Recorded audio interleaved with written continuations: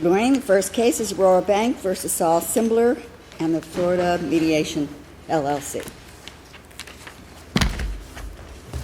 Good morning. May it please the court. My name is Suzanne Hill, and I represent the petitioners in these consolidated proceedings on a petition for writ of prohibition and a petition for writ of certiorari. This is the case, quite frankly, of the intervening mediator, Mr. Simbler. Yes, my question of you from the very beginning is, why did you let this go on so long? I mean, I would have expected to see you here from the very first action in this case. Your Honor, understood. I was brought into the case, though, after the November 8th order was issued. And quite frankly, I think that the attorneys representing the lender below believed that once the motion for rehearing, which seemed to trigger this whole proceeding, was withdrawn and final judgment on consent was entered in favor of the borrower, that would bring an end to this proceeding. And it should have brought an end to this proceeding, quite frankly, because I don't think that... Let me ask you a more basic question.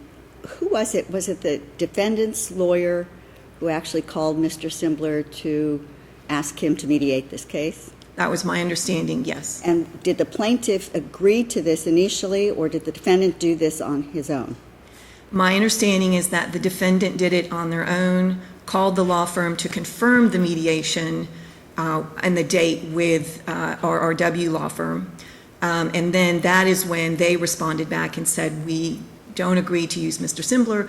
We would use these other and listed several other mediators. Let me ask you differently. Does the record reflect that at any time Mr. Simbler was agreed to by both parties? I don't believe so, Your Honor. I think that there was, of course, the motion for rehearing set forth the facts of how the whole mediation was scheduled to begin with and then was canceled by defense counsel. There was a hearing. But in the meantime, all of the sanctions have been against the plaintiff. And the plaintiff's law firm, yes. And the plaintiff's law firm, although yes. It was the defendant's law firm that actually retained Mr. Simbler and canceled Mr. Simbler after notifying the plaintiff's counsel and the plaintiff's counsel not agreeing to Mr. Simbler. All the sanctions and the discovery that has been ordered is against the plaintiff. And the plaintiff's law firm and two individual attorneys with the plaintiff's law firm, yes. And my understanding is that Mr. Simbler was allowed to intervene, initially was requesting to be paid for the mediation that never took place, was requesting $500, and then the trial courts ordered $1,200 and change. That's been paid. Yes. Then all of this discovery, and then the rest happens. This enters Never Never Land. Yes. Now, with all honesty, the initial sanction order, which was $1,250, was not paid right away. Right. There was a tender to the clerk, the return of the funds. Ultimately, though, it was paid, and it was paid with interest. That was after the motion for rehearing was denied, though, correct? The motion for rehearing was never considered and denied. The law firm actually withdrew the motion for rehearing, I believe, on September 18th.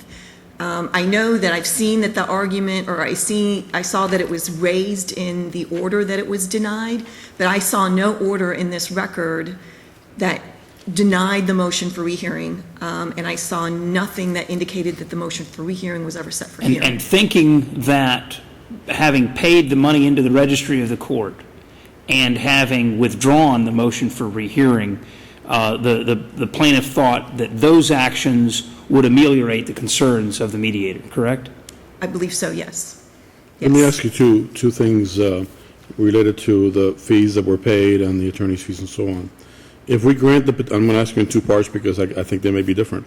If we grant the petition for cert, is your client entitled to a return of those funds? If you don't know, just tell me. I would say that my client has paid those funds. They're not seeking a return of the funds. Okay. They're seeking an end to the proceeding. And I forgot to reserve 2 minutes for rebuttal. I apologize. Thank you. They're seeking an end to the proceeding. There should be no more discovery had. They produced non-privileged, non-work product documents. They answered the interrogatories to their absolute best of their ability. Most of those interrogatories were directed to the now withdrawn motion for rehearing. That's not going to take place. And the remainder of the interrogatories and the remainder of the requests for production were dealing with why didn't they select Mr. Simbler to be the mediator? Right. 5 years of their work product concerning how do they select mediators, how do they schedule mediation, how do they cancel mediation. None of which is discoverable. I mean, a lawyer can reject a mediator for any reason without cause, and it never has to be disclosed as to why you didn't want a particular mediator to mediate your case. But it appears that the real response to both the petition for cert and the petition for prohibition is, well, the petition for cert, the claim is that it's untimely, and the petition for prohibition is that it's premature. So if you would just address those two procedural aspects. Sure. The petition for cert is not untimely. The first time the trial court ever considered the privilege objections was in the November 8th order. Prior to that order, there had been no ruling or consideration whatsoever of the privileged objections. And I think that Florida law demonstrates that the trial court can consider non-privileged objections first, determine what's discoverable, and then consider what the privilege objections are. Here, the trial court considered first whether Mr. Simbler, having not intervened, can serve discovery. The trial court determined that he probably needed to intervene, which he then did. He filed a supplemental motion to intervene. The second issue is whether Mr. Simbler, having not being a current member of the bar, a suspended member of the bar, can represent his LLC. The trial court entered a separate order saying, law is unsettled, but I'm going to order that Mr. Simbler appear through counsel, which he did. Thereafter, the trial court ordered full and complete responses without considering any of the privilege objections.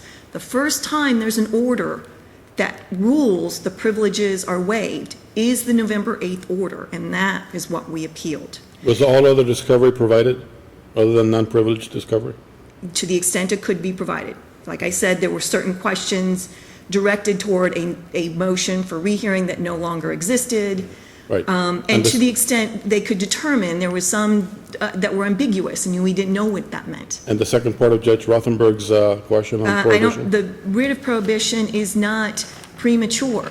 We have a situation here where the trial court has delegated to Mr. Simbler, an intervening mediator, the sole discretion as to whether the law firm fully and completely complied with the trial court's order to invoke the show cause and for sanctions to be entered.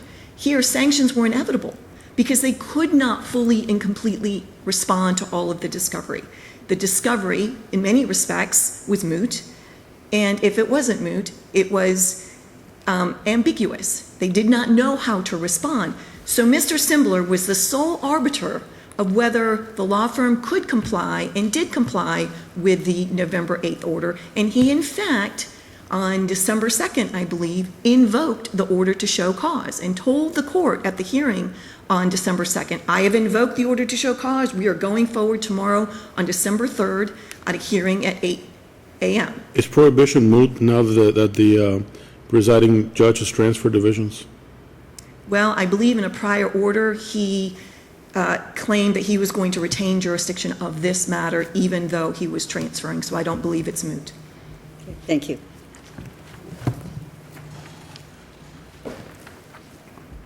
May it please the court, Tom Murphy on behalf of respondent.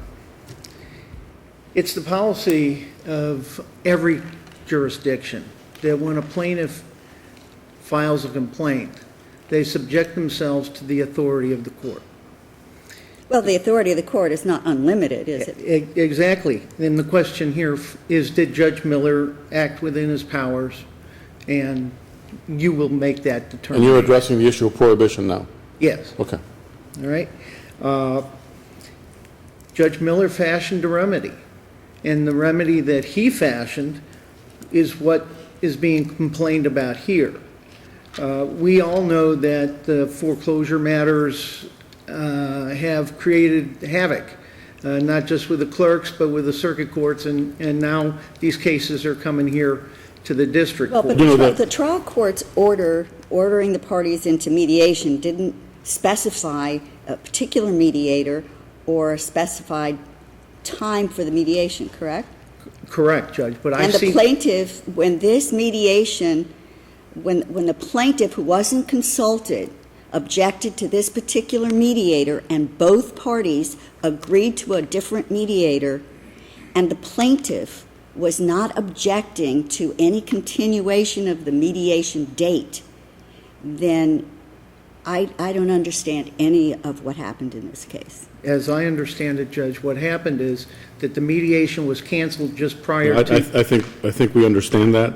I think Judge Rothenberg is saying, how in the world does a mediator have a right to come into court and serve discovery to find out why he was not selected or used as a mediator? I mean, am I wrong about that, Judge? No, it's absolutely correct. And then to ask the law firm to divulge reasons why they didn't want this particular mediator to serve and go back 5 years as to any times that they didn't use this mediator and why, I don't understand any of it. Certainly they were able to object, Judge.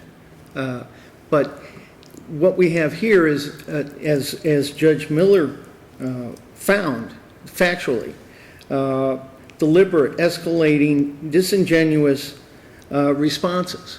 And when he's faced with dealing with malarkey, Well, wait a minute. It's the defendant who retained this mediator, and it is the defendant who canceled this mediator. And both parties agreed to a mediator, and yet the trial court was ordering sanctions against the plaintiff that did nothing wrong except to say, I don't particularly want this mediator to mediate this case. Judge, And both sides agreed to another mediator. They go to mediation with an agreed-to mediator, and that's the end of the story. But now you have the mediator coming in, intervening and saying, I not only want to be paid for the canceled mediation, because it was canceled the day before, but I want to be paid by the party who had nothing to do with retaining me. And I want to find out why they wouldn't select me as the mediator. And when the case is completely settled, a judgment is entered to continue to litigate why he wasn't retained as the mediator. That's what happened in this case. I'm not very good at dancing, as some of the people in this room are, Judge. But as I understood it, it was the plaintiff that decided not to go forward with Mr. Simbler. Correct. And I have seen nothing in the record that indicates that they rejected him before they canceled the mediation. Perhaps I'm not reading it correctly. Well, Mr. Murphy, let me ask you this, and by the way, I think you're doing a marvelous job of standing there and dealing with the questions that we're asking you. So, and I appreciate that. What difference does it make when the mediator is canceled if he's going to be paid the initial fee? What is the following statement correct or true, legally speaking?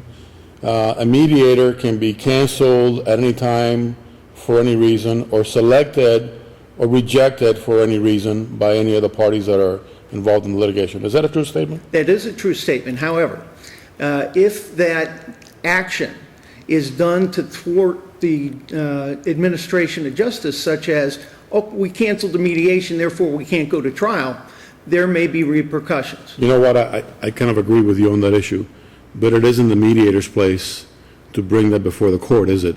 It's one of the parties. Well, Judge? I mean, the mediator is not there representing either party.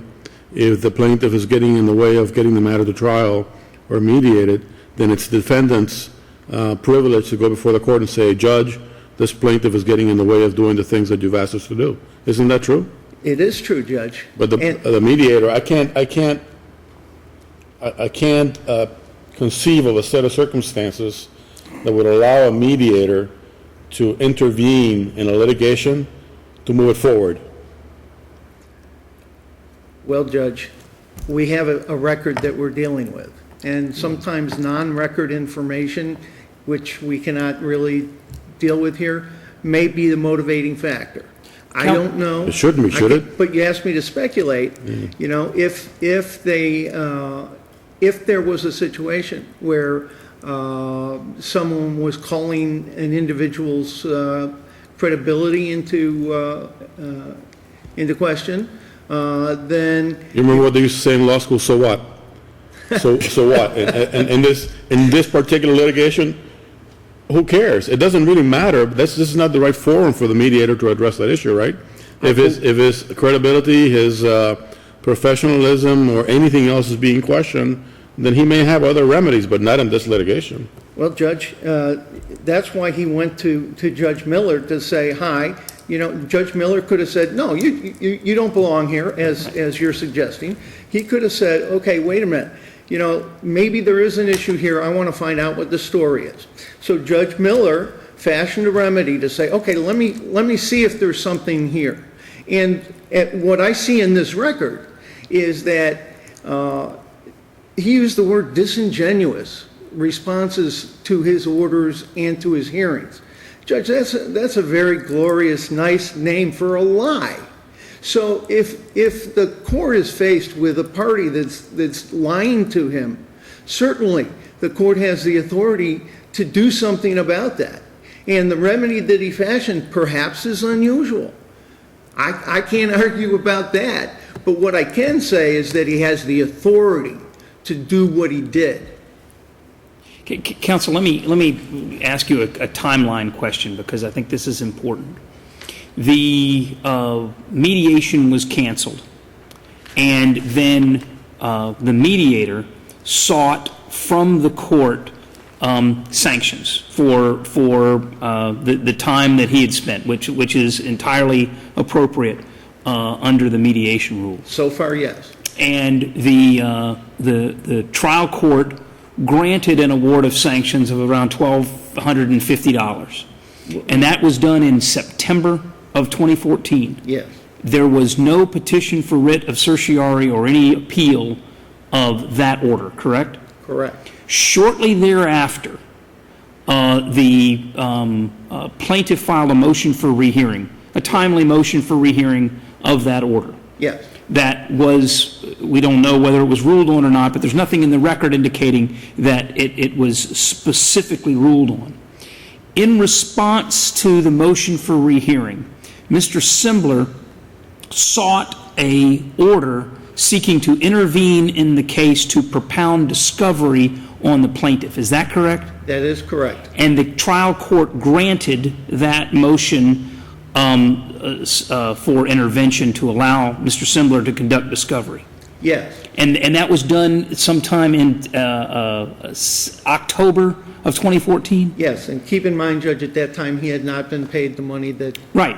Okay. And there was no appeal or petition for writ of certiorari filed by the plaintiff toward that order granting intervention. Correct. And we don't know why that occurred, but I think most of the questioning has been on the efficacy of allowing a mediator to intervene in a lawsuit and propound discovery, which I think we can all agree is certainly unprecedented. I couldn't find a case where it had ever happened before. But that issue is not before us. Am I correct about that? That is correct. And with regard to issues that are novel, way back in the 80s, I had a case called Valson, and spoliation had never been brought up until this same court agreed with my brief that you can't just allow somebody to throw a piece of paper away when it's a critical paper. In that case, it was the operative note in a tubal ligation. And the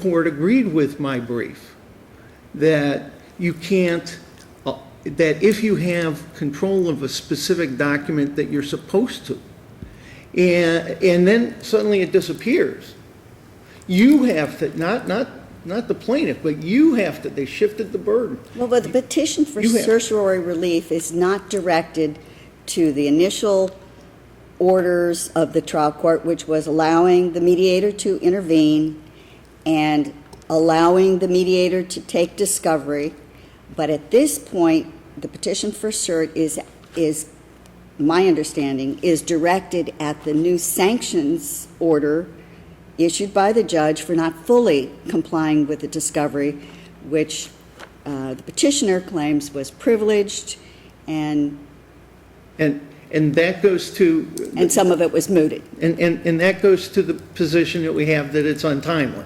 And goes back to Judge Scales, and the answer is, yes, Judge, when all this was going on, there were plenty of opportunities for the petitioner to say, wait a minute, okay, let's go to the third, we got a problem here. Judge Miller, you're exceeding your authority, you can't do anything, okay? But when they got to the point where this sanction order was entered, and November 6th was the hearing, November 8th was the ruling, Judge Miller found intentional misrepresentations to the court. But Intentional. Even if you have those intentional misrepresentations to the court, as referenced in that November 8th order, which, by the way, is a factual finding without a record, we're kind of stuck with that factual finding. Well, I'm glad about that. Yes. Does it in any way vitiate the attorney-client privilege that is sought in this discovery?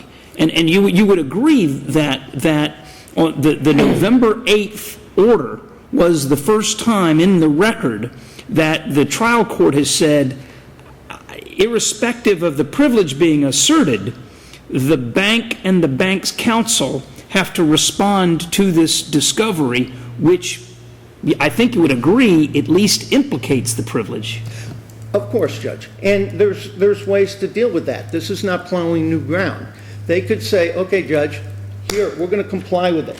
If you look at the responses that they filed in September, the only two that claim the work privilege are 14 and 15. Right. They didn't for the others. And the way that you handle it is you say, okay, Judge, listen, here's our privilege log. You start that way.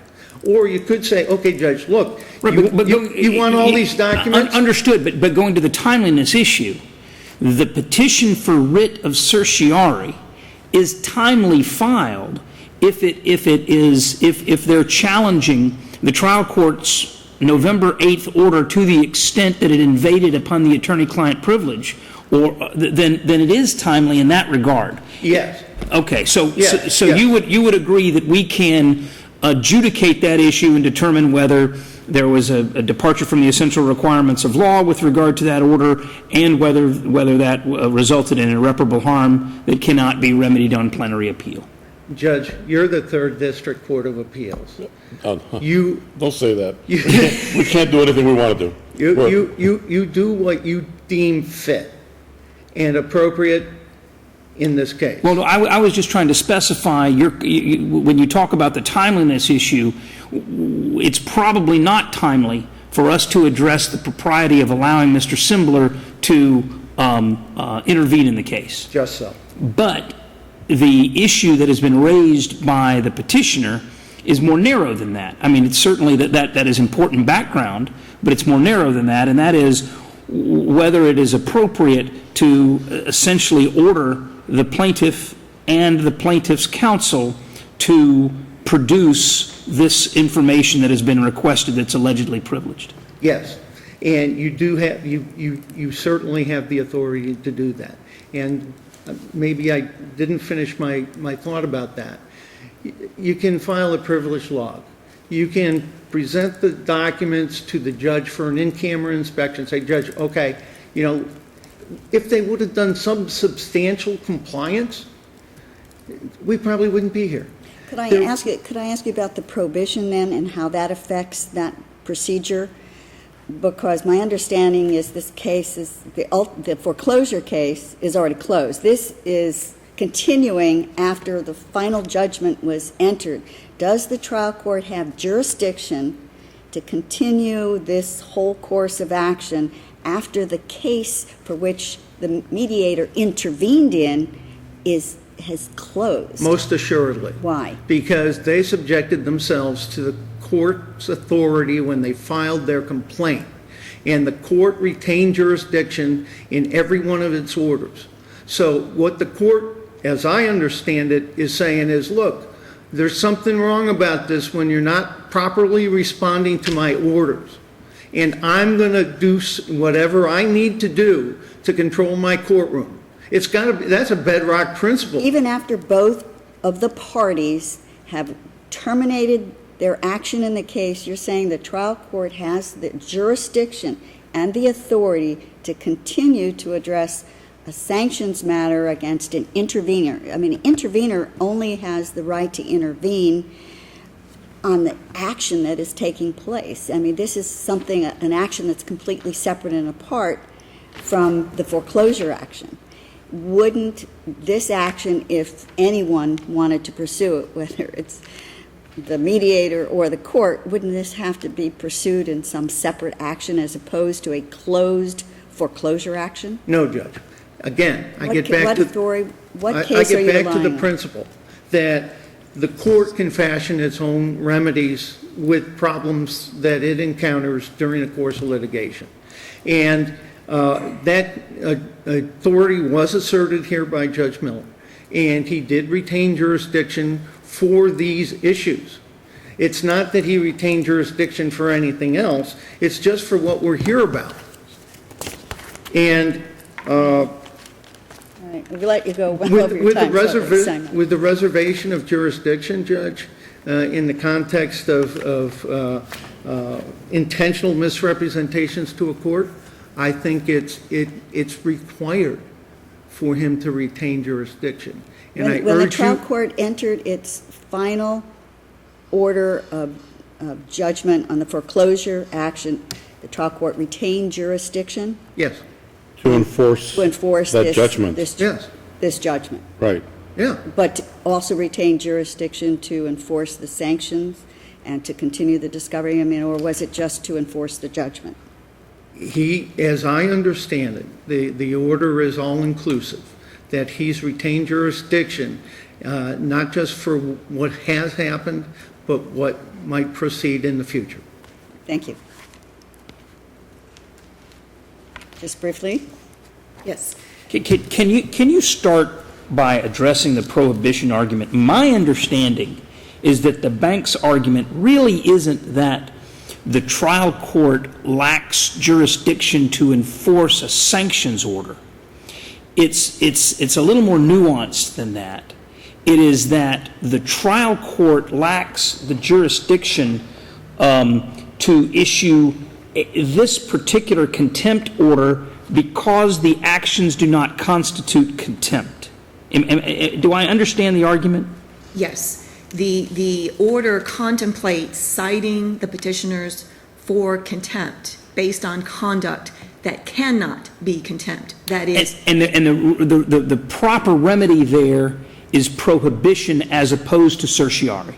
Correct. I believe that it was the Eubanks case. The Eubanks case. And then the Ross case directs... From our court. Yes, that an order has to be clear in its directive as to how a party can comply. Is the Ross case a prohibition case? No, that was an appeal from a sanction that was actually Right, entered. right. But I'm more going to the prohibition remedy, and the Eubanks case is a prohibition case. Correct. And in that case, the issue was whether the acts actually constituted contempt, and it allowed the trial or allowed the appellate court to grant prohibition when there was a determination that the underlying acts did not constitute contempt. So the theory being the trial court is acting beyond the trial court's scope of jurisdiction by sanctioning that conduct, which is kind of a stretch on traditional notions of prohibition, but nevertheless there's authority for it, if I understand your argument. Yes, But yes. if we deny the petition for the writ of prohibition, and we grant the petition for writ of certiorari, and we can only do that as to the order that it attacks, correct? You agree with that? The only order that we can address is the one that the petition attacks. Correct. Correct. Correct. So, and if we deny prohibition, then you're still back before Judge Miller on some of these issues, right? It's still continuing. Yes, but to that point. Do you have a right to a plenary appeal when it's concluded? I'm sorry, when it's concluded? Yeah. I believe so. But, the harm here is proceeding in a concluded foreclosure on a completely, an issue that has absolutely nothing to do with the foreclosure action by a party who has absolutely no interest in the foreclosure.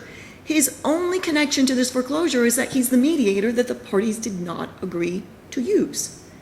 And to your question, Judge, I don't think the court has jurisdiction to continue.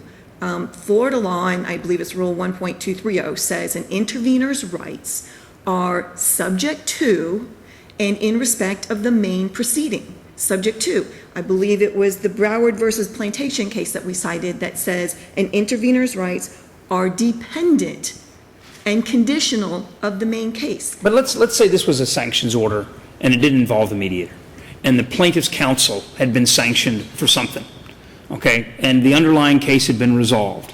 Surely the trial court continues to have jurisdiction over the plaintiff's counsel with regard to that sanctions order that was entered interlocutory. Certainly. The trial court so has that. The distinction here is that the movement for the sanctions order was an intervener? Yes, because keep in mind, the sanction has been paid. All monetary sanctions have been paid. So the only thing the intervener is proceeding now is this judicial inquiry into why he wasn't selected as a mediator, and into 5 years of the law firm's practice of selecting mediators, scheduling and canceling mediations, and his communications with its clients. That's all that's left. And that proceeding is not dependent on the underlying foreclosure, which is concluded. It is gone. It has nothing to do with the subject property. The foreclosure was an in rem action. There was a consented final judgment, and the only thing left to do is to have the sale. But if the plaintiff had taken a voluntary dismissal, the trial court still would have jurisdiction over this issue, correct? Not over the intervener. The intervener here did not intervene to assert a property right in the property that was at issue. The intervener is simply seeking to conduct discovery and a judicial inquiry on a wholly collateral issue. Essentially a procedural issue, not a substantive issue involved in the subject matter of the lawsuit. Well, I don't believe that the court has subject matter jurisdiction to proceed on this judicial inquiry, because the intervener's rights were only dependent of and conditioned on the main action. And you raised a question earlier about having not appealed that order granting intervention. And quite frankly, I looked at that issue. And the cases that I saw were all appeals taken from orders denying intervention, because that terminated the proceeding for that party who was seeking That was the final order intervene. for that party, right? I looked at different cases from around the country. The lion's share of the cases appear to hold that orders granting intervention are not appealable. They're not appealable as a non-final Correct. Order. And I would agree with you. What makes this case so extraordinary is the fact that the intervening party is a mediator.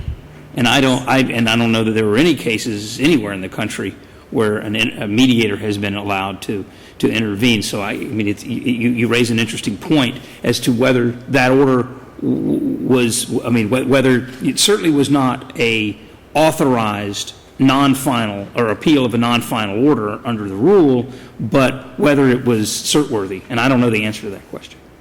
And that's not before us. Yes, and it's not before the court. But I do believe that because of the rules regarding intervention, and because an intervener's rights are subordinate to and dependent of the main action, that the trial court here no longer has subject matter jurisdiction to further the quest of the mediator to conduct his 5-year judicial inquiry, because this is a concluded foreclosure by a consent final judgment. The only thing remaining is to have the sale. The sale was stayed due to the stay in this case. There is no jurisdiction to continue proceeding on an intervener's quest. And quite frankly, if Mr. Simbler feels that he has somehow been wronged or impugned in this process, he has a remedy. If he feels like he needs to bring some sort of lawsuit, he can bring it. I don't think it would be meritorious or valid, Well, but he can it would not certainly be bring it. called a judicial inquiry, because there is no such cause of There's action. no such thing for that either. So it would only be if he And in feels like he's been conclusion- defamed. Thank you. Thank you.